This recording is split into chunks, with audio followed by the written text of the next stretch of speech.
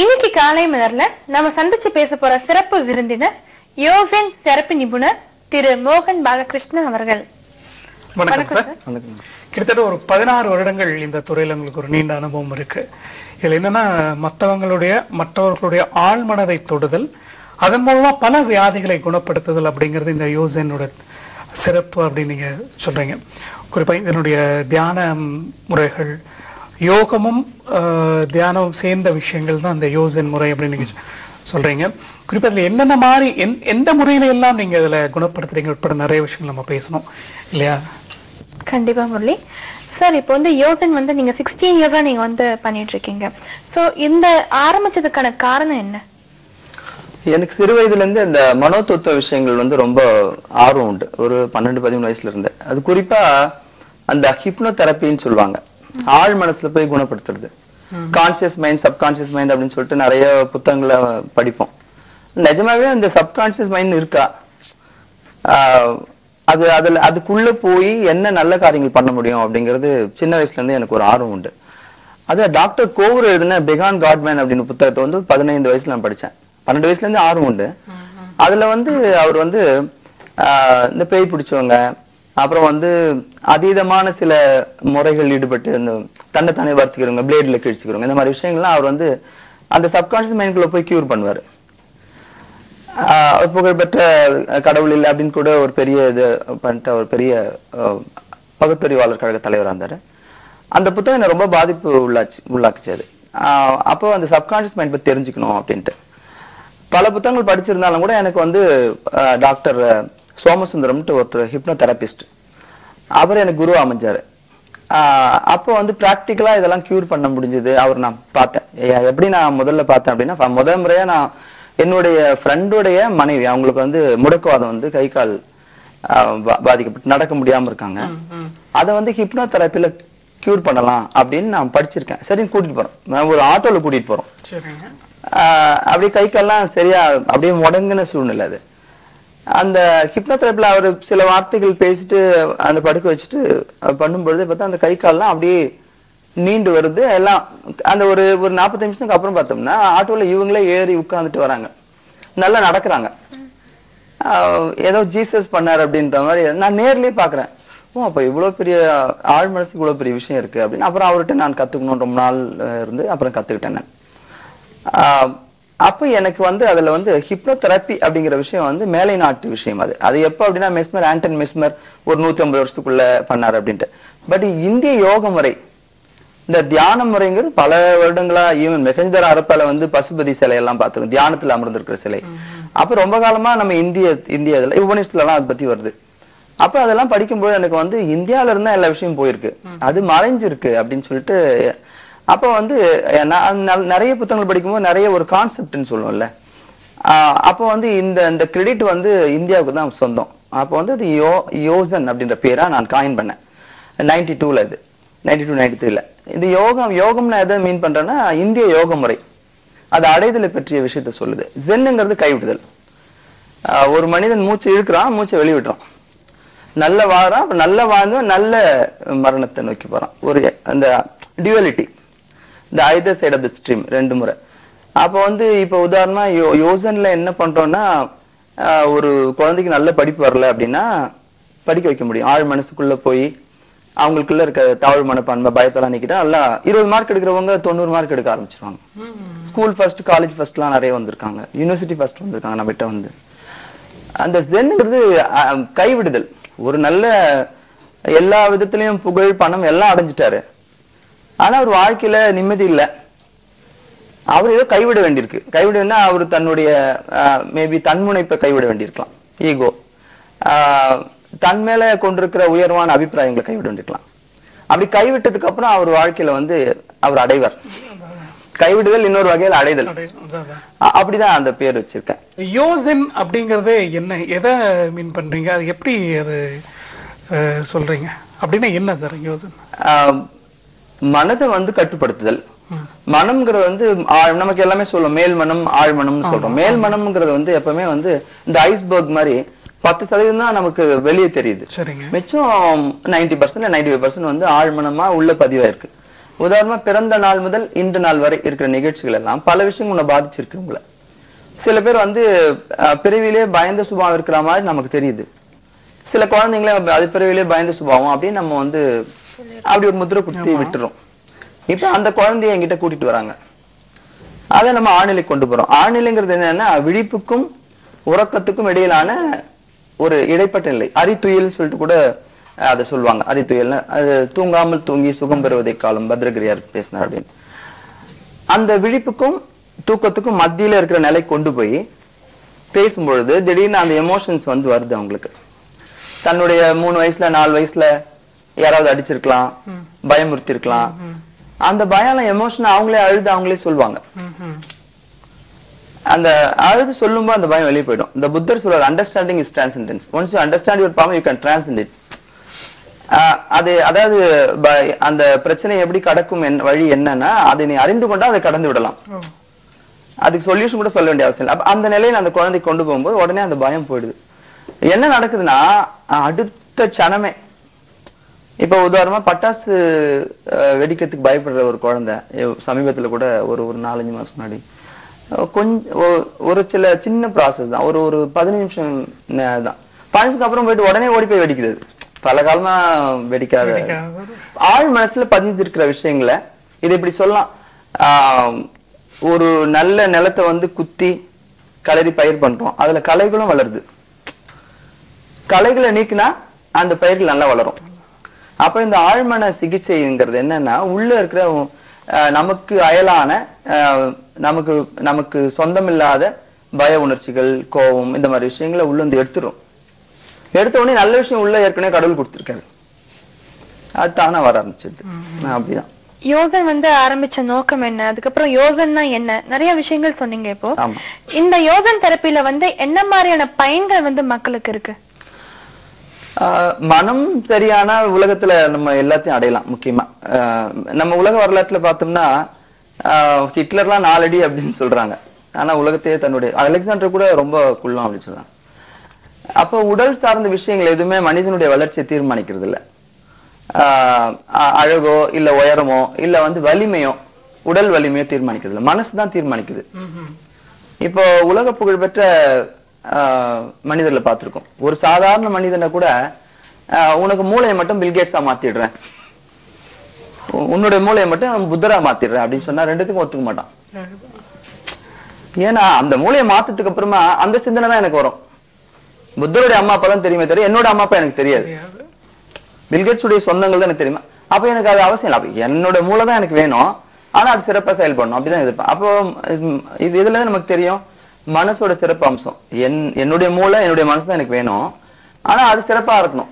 ஆனா ஏற்கனவே நான் பயந்தாங்குழியா இருக்கேன், ஏற்கனவே நான் வந்து கோபக்காரனா இருக்கேன், ஏற்கனவே ஏதோ வகையில சரியில்லை, ஞாபக சக்தி இல்ல அப்படின்னும் பொழுது அதை போய் சரி பண்ற விஷயம் இது. உள்ள இருக்கிற சாஃப்ட்வேரை சரி பண்ற விஷயம் முடியுமானா 100 பேர்ல 95 பேர் சரி பண்ண முடியும்.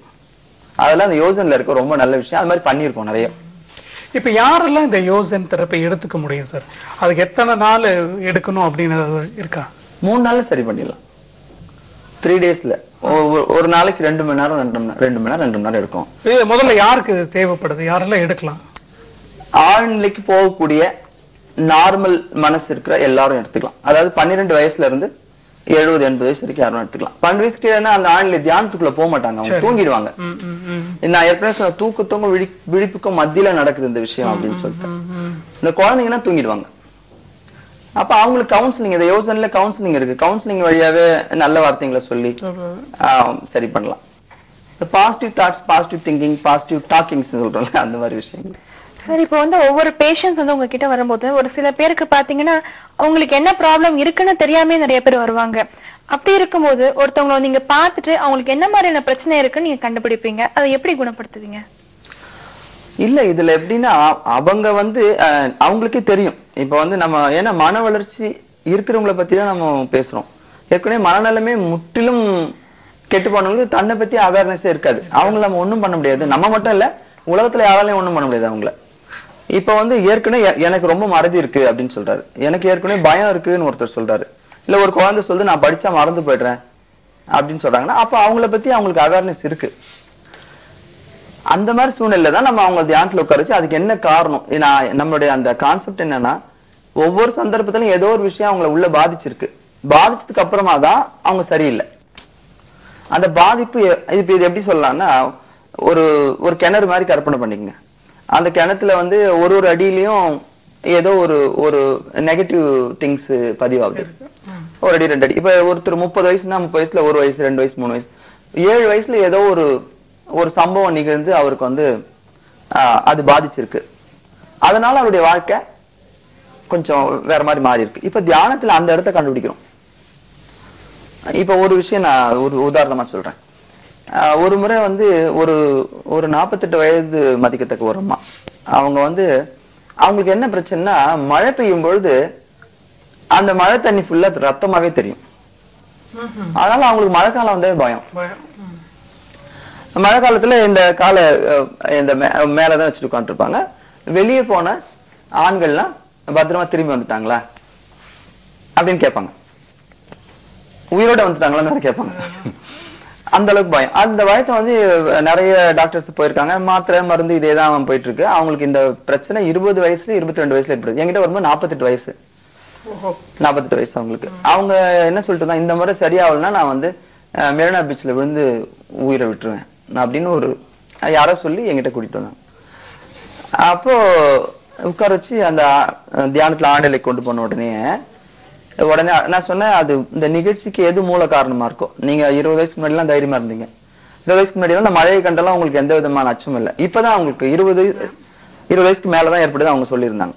இப்ப நான் இந்த 28 வருஷமா இருக்கு, அதுக்கு என்ன காரணம் அப்படின்னு தியானத்துல உள்ள ஆண்டில் கேட்கிறோம். கேட்ட உடனே அந்த ஆழ் மனசுக்கு ஒரு சக்தி என்னன்னா, அது ரூட் காசோ அந்த இடத்துக்கு இப்ப கரெக்டா அந்த இடத்துல இருந்து ஆழ ஆரம்பிப்பாங்க. அந்த இடத்துல இருந்து உடனே ஆழ ஆரம்பிக்கிறாங்க. சொல்றாங்க, இந்த மாதிரி நானும் என்னோட குழந்தையும் ஒரு பஸ் ஸ்டாண்டுக்கு நடந்து போயிட்டு இருந்தோம் ஒரு மழை காலம். அப்போ வந்து எதிர்க்க ஒரு லாரி போய் யாரோ ஒரு தலை உருண்டு வருது. அது எப்படி இருக்கும், அப்போ அப்படியே மயக்கச்சு விழுந்துடுறாங்க. அப்போ அங்க இருக்க மக்கள் வந்து உடனே தண்ணி தெளிச்சு அதுக்கப்புறமா ஒரு ரிக்ஷால ஏத்தி அனுப்புறாங்க. அவங்க அப்போ அந்த நினைவுகள் மறந்து போகுது. எப்பவுமே பயம் வரும்போது அந்த பயம் வந்து இந்த ஃபியூஸ் ஆகுற மாதிரி நமக்குள்ள அந்த ஒரு விஷயம் இருக்கு. அதிக வலி, உடம்புக்கு வலி ஏற்பட்டா உடம்பு கோமா ஸ்டேஜுக்கு போயிடும். மனசு பாதிக்கப்பட்டா அவங்க பைத்தியம் ஆயிடும். ரெண்டுமே அது இயற்கையிலேயே அது இருக்கு. மனசு வந்து அது வலிக்குது, அவங்களுக்கு அதை தாங்க முடியல. உடனே அவங்களுக்கு என்ன ஆகுது, அந்த ஏரியாவை சுத்தி அந்த டெம்பரரி அம்னீஷியா ஏற்பட்டுடுது. வீட்டுல போய் விழுறாங்க. விழுந்த உடனே அவங்களுக்கு சொல்ல தெரியல, இது என்ன சொல்றது, இந்த ஜுரம் வருது, அப்படியே பேசாம இருக்காங்க, பேச்சு குறைஞ்ச போது. அப்புறம் டாக்டர் போறாங்க, யாருக்கும் தெரியல. ஏன்னா இவங்க அந்த குழந்தை 1 வயசு 2 வயசு குழந்தை, அது சொல்ல தெரியாது. இவங்கதான் ரிக்ஷால போயிருக்காங்க. இப்ப இந்த விஷயம் வந்து தியானத்துல 28 வருஷம் கழிச்சு வருது. அதை சொல்லி அழும் பொழுதுதான் அது கூட இருக்கிறவங்களுக்கு தெரியுது. இந்த என்னோட அறையில அவங்களுடைய சொந்தக்காரங்க உட்காந்துருக்காங்க. அப்பதான் தெரியுது, ஓ இதனாலதான் பாதிச்சுதா அப்படின்னு. இப்ப என்ன விஷயம்னா, அதை சொல்லி அழுத உடனே அந்த பிரச்சனைக்கான தீர்வு வந்துடுது. உடனே நல்லா ஆயிட்டாங்க. இதுக்கு என்ன, அதுக்கப்புறம் என்னாச்சுன்னா அடுத்த 2 3 நாள்ல அவங்க வந்து ரொம்ப தைரியம். இன்னும் கேட்டா ஒரு 10 வருஷம் குறைஞ்ச மாதிரி ஆயிப்போச்சு அவங்க முகம்லாம் 2 3 நாள்ல கிடைக்கும். இது ஒரு உதாரணம். அதனால ஆழ்நிலை கொண்டு போய் பர்மனண்டா குணப்படுத்தலாம், மருந்து மாத்திரை இல்லாம. நீங்க அந்த ரூட் காசை கண்டுபிடிக்காம என்ன மருந்து மாத்திரை கொடுத்தா அது டெம்பரரி ரெமெடியா இருக்கும். சோ எந்த இடத்துல பாதிக்கப்பட்டாங்களோ அந்த இடத்துல தூண்டி விட்டா அவங்களுடைய பிரச்சனைகள் வந்து தீந்துடும், அவ்வளவுதான் தீந்துடும். அதான் அந்த யோசனோட இது. ஆக்சுவலா இது இருக்கு உலகத்துல, ஏற்கனவே ஹிப்னோதெரபிங்கிற வழியா இருக்கு. பட் இதை வந்து நம்ம இந்திய சாயலோட நம்ம பண்றோம் இது. அவ்வளவு சார். இப்போ அப்படின்னா நீங்க மனசுதான் யோசன் அப்படிங்கிறீங்களா? அந்த தெரப்பிங்கிறது வந்து ஒரு பிராண்டிங். அது நம்ம என்னுடைய முறை அப்படிங்கிறது இது இந்திய யோகத்தையும் ஜென்னுங்கிற ஜப்பானிய இந்த தியான முறையும் கலந்து இப்ப இந்தோ ஐரோப்பிய சிற்பம்னு சொல்றோம் இல்லைங்களா, அந்த மாதிரி 2 முறை. அந்த விவேகானந்தர் சொன்னார், இந்திய முறைகளையும் நம்ம ஐரோப்பிய முறைகளையும் கலந்து ஒரு புதிய விஷயத்தை இந்தியாவுக்கு தரணும், அந்த மாதிரி ஒரு விஷயம். சார், இப்ப பொதுவா எல்லாருமே மனசு மனசு அப்படின்னு நம்ம சொல்றோம். இப்ப மனசுங்கிறது எது சார்? இப்ப மூளைதான் மனசா இல்ல இதயம் தான் மனசா? எது மனசு சார்? இது நிறைய இடங்கள்ல அது அந்த மாதிரி ஒரு கன்ஃபியூஷன் வருது. என்னோட தனிப்பட்ட கருத்து, ஏன்னா வந்து மனசு அப்படிங்கிறது மூளைக்குள்ள இருந்து வர ஒரு சிக்னல் அப்படி சொல்லலாம். அதாவது வந்து ஒரு பாட்டில் இருக்கு, பாட்டில தண்ணி இருக்கு, பாட்டில் தான் தண்ணியா அப்படின்னு சொல்ல முடியாது. பாட்டில் வந்து அது ஒரு கண்டெய்னர், அதுக்குள்ள இருக்க தண்ணி கண்டென்ட். அது மாதிரி மூளை வந்து ஒரு கண்டெய்னர், அதுக்குள்ள இருக்க நினைவுகள், அது வந்து அதுதான் மனசு அப்படின்னு நம்ம எடுத்துக்கணும். இது பொதுவான கருத்து. ஆனா வந்து இந்திய முறையில இங்கதான் நான் யோசனை அப்படிங்கிற ஒரு விஷயம் சொல்றேன். இந்திய முறையில சொன்னா மூளைக்குள்ள கூட மனசு இல்லைன்னு சொல்றாங்க. மனசுங்கிறது உடம்பு முழுசும் இருக்கு. ஏன் அப்படின்னா ஒரு முறை முதல் உலக போர்ல ஒரு முறை ஒரு போர் வீரனுடைய நெத்தில குண்டு பாஞ்சு 3ல ஒரு பங்கு மூளை வந்து பாதிச்சிடுது. அவன் அம்னீஷியா அப்படியே இதுவா கோமா ஸ்டேஜ்ல இருக்கான். அதுக்கப்புறம் நல்லாயிடுறான். நல்லானதுக்கு அப்புறமா வந்து டாக்டருக்கு டவுட், 3ல ஒரு பங்கு மூளை அவனுக்கு காணாம போயிடுச்சு. அப்ப 3ல ஒரு பங்கு வாழ்க்கையில் நடந்த நிகழ்ச்சியில மறந்துருக்கணும் அப்படின்னு நினைச்சுக்கிட்டு அவங்க வந்து வெவ்வேறு சோதனைகள் பண்ணி பார்க்கும்போது ஒன்னு விடாம எல்லாமே ஞாபகத்துல இருக்கு. அப்போ இது எப்படின்னா ஒரு பொட்டியோட சைஸ் 300%. அதுல ஒரு சதவீதம், அது 100% வந்து உடஞ்சு போயிடுச்சு அப்படின்னா அதுல வந்து 200 லிட்டர் தான் தண்ணி பிடிக்கணும், 300 லிட்டரும் பிடிக்குது அப்படின்னா அது பொட்டி உடையவே இல்லைன்னு அர்த்தமாயிடுது. அப்போ ஒருவேளை அந்த நியூரான்ஸ் சொல்றோம், அது இடம் மாறுதா? நம்ம சொல்லுவோம் அண்டத்துக்குள்ள பிண்டம், பிண்டத்துக்குள்ள அண்டம் அப்படின்னு சொல்லிட்டு. ஒரு சின்ன ஒரு மில்லிமீட்டர் கனமுடைய ஒரு மணலுக்குள்ள இந்த பிரபஞ்சத்தை உள்ள அடக்கலாம், அவ்வளவு கனத்தையும் உள்ள வைக்கலாம். ஐன்ஸ்டீனே சொல்றாரு, energy can neither be created not be destroyed is equal to mc square. ஒன்னு இன்னொன்னா மாறுது.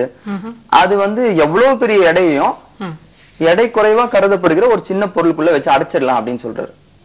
இன்னொன்னு கூட சொல்லுவாங்க, அந்த ஸ்பேஸ் கிராஃப்ட்ல போயிட்டு இருக்கும்போது ரொம்ப வேகமா ஒளியின் வேகத்துல போகும்பொழுது ஒரு 3 டன் எடையுள்ள ஒரு பொருள் வந்து ஒளியின் வேகத்துல போகுது. ஒரு வருஷம் கழிச்சு அது எப்படி இருக்கும்னு பார்த்தா ஒரு மணல் சைஸ் இருக்கும். சரி, ஓகே, அந்த ஒரு மணல் சைஸ் இருக்கிற அந்த ஒரு பொருளை எடை போட்டா அது மறுபடியும் ஒரு 30 டன் இருக்கும். அப்ப நான் என்ன சொல்ல வரேன்னா அந்த மூளை இவ்வளவு பெருசு அந்த மூளைக்குள்ள அந்த முதல் உலக போர்ல அந்த போர் வீரனுக்கு அடிபட்டு அது 3ல ஒரு பாகம் தான் இருக்கணும், எல்லாமே நினைவுல இருக்கு அப்படிங்கிறாங்க.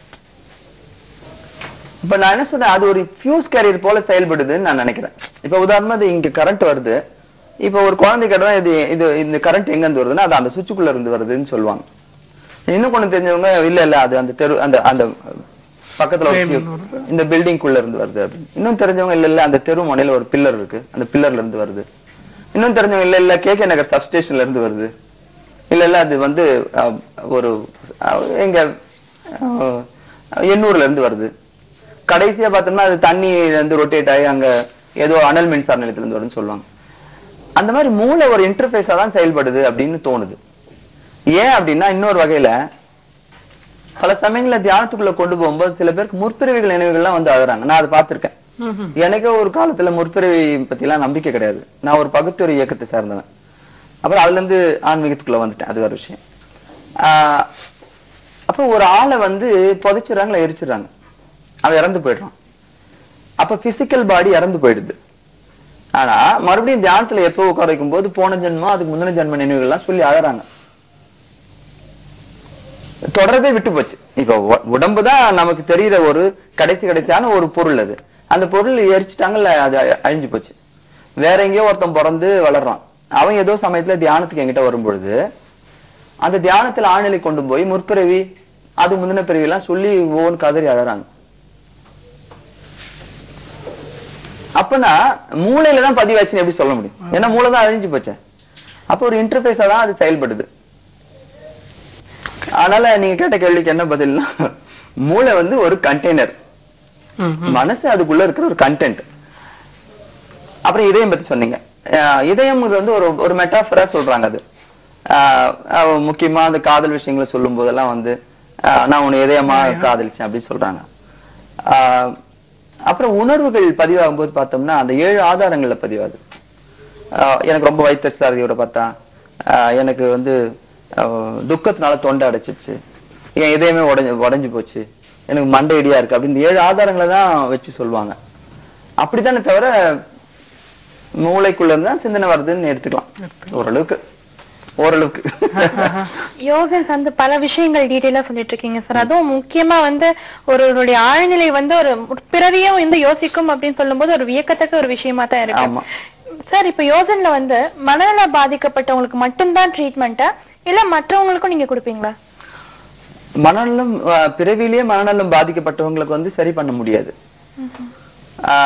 ஏன்னா இந்த உலகத்துல எந்த ஒரு அந்த மனநலம் சார்ந்த விஷயங்களும் வார்த்தைகள் வழியா தான் கியூர் பண்றாங்க.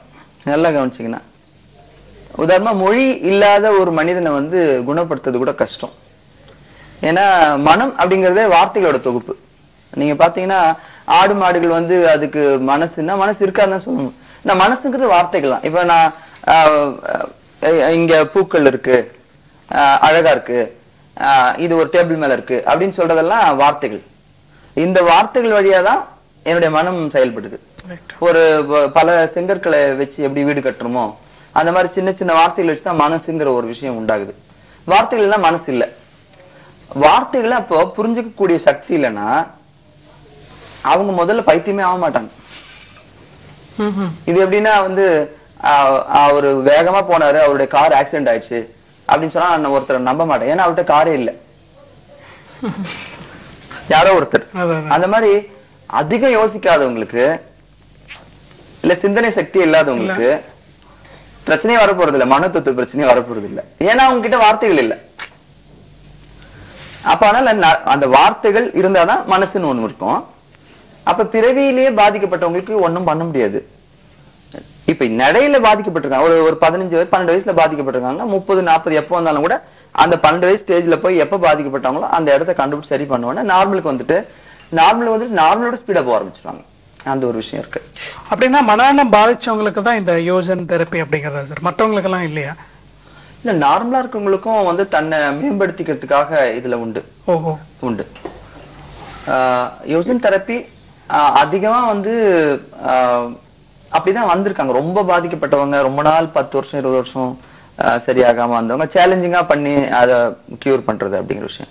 பட் நார்மலா இருக்கிற குழந்தைகள் வந்து ஒரு 40 மார்க் எடுக்கிற குழந்தைகள் அவங்க வந்து 80-90 எடுக்கணும்னு அவங்க வரலாம். இன்டர்வியூ ஃபியர், அப்புறம் கில்ட் ஃபீலிங், அப்புறம் அந்த மாதிரி தாழ்வு மனப்பான்மை, அந்த மாதிரி விஷயம் எது வேணாலும் நார்மலா இருக்கவங்க எல்லாம் வரலாம். சார், இந்த தெரப்பியை பத்தி பேசும்போது மனநலம் பாதிக்கப்பட்டவர்கள் மட்டும் இல்லாம மத்தவங்களுக்கும் கொடுக்குறீங்கன்னு சொன்னீங்க இல்லையா? அதுல வந்து மாணவர்களுக்கு வந்து மெமரி லாஸ் ஆகுது இல்லையா, அதை கூட வந்து மேம்படுத்திக்க முடியும்னு சொன்னீங்க. நீங்க எப்படி சார் நீங்க கொடுக்குறீங்க அந்த ட்ரீட்மெண்ட்? இப்ப இதுல ஒரு விஷயம், மெமரி லாஸ்ங்கிற ஒரு விஷயம் கிடையாது. குழந்தைக்கு வந்து எதுலயும் ஆர்வம் குறைவா இருக்கு ஒரு விஷயம், இல்ல பயம் எங்கேயோ அதிகமா இருக்கு. பெற்றோர்கள் மேல பயம், இல்ல ஆசிரியர் மேல பயம், இல்ல கூட படிக்கிற குழந்தைங்களை கூட சில சமயங்களை ரொம்ப பயமுறுத்தி அந்த பயம், அந்த மாதிரி அந்த பயம்ங்கிற விஷயத்தை எடுத்தோடனே ஆட்டோமேட்டிக்கா ஞாபக சக்தி வந்துடுது. ஞாபக சக்திங்கிற ஒரு விஷயத்த வந்து தனியா வெளியே இருந்து கடையில இருந்து வாங்கி உள்ள போடுற விஷயம் கிடையாது. அது வந்து ஞாபக சக்தி ஏதோ ஒரு விஷயம் மறைச்சிருக்கு. எது மறைச்சிருக்குன்னா பயம், நம்மளால முடியாதுங்கிற தாழ்வு மனப்பான்மை, இல்ல வாத்தியாருங்க மேல இருக்கிற பயம், இல்ல ஒரு குற்றோட ஒரு அக்கா நல்லா சில சமயங்கள வீட்லயே இருக்கிற கூட இருக்கிற மத்த குழந்தைங்க, கூட்டு குடும்பங்கள்ல இருக்க சில குழந்தைங்களை கம்பேர் பண்ணி பேசுவாங்க. அது பாரு அது ரொம்ப அறிவா இருக்கு, நீ மக்கு அப்படின்னா ஆமா போல இருக்கு, மக்கு போல இருக்கு, நம்ப ஆரம்பிச்சிடும். குழந்தை ரொம்ப சின்னது இல்லையா? நான் எப்பவுமே சொல்லுவேன், பெரும்பாலும் வந்து கடவுள் வந்து படைக்கும் போதே எந்த குழந்தையும் வந்து இது முட்டாளா இருக்கணும், அறிவில்லாம இருக்கணும், இது கெட்டு போனோம்லாம் நினைச்சு படைக்கிறது இல்லை. எல்லா மலர்களும் அழகுன்ற மாதிரி எல்லா குழந்தைகளுமே அறிவு தான். பிறவிலே மனநலம் பாதிக்கப்பட்டது அப்படிங்கிற 1000ல் 1 அது. மிச்சம் 999 அறிவாவே இருக்கும் நிச்சயமா. இந்த அறிவை எது மூடுது, எது அந்த அறிவுங்கிற விஷயத்தை மூடுதுன்னா 90% பெற்றோர்கள். நான் நிறைய பார்த்திருக்கேன், நிறைய தெரப்பியில பார்த்த போது 90% காரணம் வந்து பெற்றோர்கள் தான். அப்புறம் ஒரு 5-6% வந்து ஆசிரியர்கள், அப்புறம் 5 புற சூழ்நிலைகள், வீட்டு சுற்றுச்சூழல்.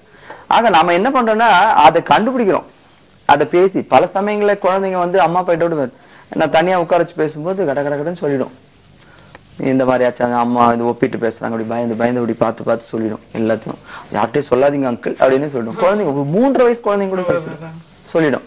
அப்ப சொன்னோடனே அப்புறம் கூப்பிட்டு அது எதெல்லாம் பாதிக்குதோ அந்த விஷயங்கள் எல்லாம் அங்க வந்து அந்த அழுத்தங்களை எடுத்த உடனே ஆட்டோமேட்டிக்கா படிக்க ஆரம்பிச்சிடும். கண்டிப்பா சார், நீங்க சொல்ற அந்த யோசென் அப்படிங்கிற இந்த ஒரு தெரப்பி வந்து எப்படியெல்லாம் ஒருத்தரை மேம்படுத்த முடியும், குறிப்பா மனநலம் பாதிச்சவங்களுக்கு மட்டும் இல்ல, நார்மலா இருக்கிறவங்க கூட அவங்களுக்கு இருக்கிற சின்ன சின்ன மனக்குறைகளுக்காக இதை நிவர்த்தி செஞ்சுக்கிட்டோம்னா அவங்க சரியான முறையில இயங்க முடியும் அப்படிங்கிறது புரிஞ்சுக்க முடியுது.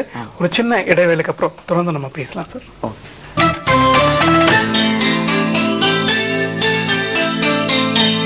இன்னைக்கு காலை மலர்ல நம்ம சந்திச்சு பேசிட்டு இருக்கிற சிறப்பு விருந்தினர் யோசன் தெரப்பி நிபுணர் திரு மோகன் பாலகிருஷ்ணா அவர்கள். ஆரம்பத்துல வந்து யோசன் சார்ந்த நிறைய விஷயங்கள் சொல்லிட்டு இருக்காங்க. இன்னும் ஸ்பெசிபிக்கா சொல்ல போனா குழந்தைகளுக்கு ஏற்படுற ஞாபக மறதி வந்து ஒரு குறை கிடையாது, அதையும் நிவர்த்தி செய்யலாங்கிற ஒரு விஷயத்துல இருந்து நிறைய பயனுள்ள விஷயங்கள் சொல்லிட்டு இருக்காரு. தொடர்ந்து பேசலாம் சார். இடைவேளைக்கு முன்னாடி நம்ம நிறைய பேசணும். இப்போ இது சார்ந்த நிறைய நீங்க புத்தகங்கள் கூட எழுதியிருக்கீங்க இல்லையா? குறிப்பா இந்த யோசன் சார்ந்து நீங்க எழுதியிருக்கீங்க இல்லையா? இந்த கணத்தில் எல்லா வீட்டிலும் அப்புறம் வாழும் தியானம், வாழும் தியானம். சோ இதுல இந்த புத்தகத்தில் நீங்க மையப்படுத்தின விஷயங்கள் சொல்லுங்க சார். வாழ்வு தியானம் தான் ரெண்டு விஷயம். அதாவது நல்ல ஒரு வாழ்க்கை வாழ்ந்தவன்னா நல்ல தியானத்தை அடைய முடியும் அப்படிங்கிற ஒரு நம்பிக்கை எனக்கு. முதல்ல தியானத்தை பண்ண முடியாது, அந்த வாழ்ந்த அனுபவம் தான் உங்களை அந்த தியானத்துக்குள்ள கொண்டு போகும். தியானங்கிறது ஒரு compose state, it's balance state, ஒரு செரீன் ஸ்டேட், ஒரு அமைதியான நிலை.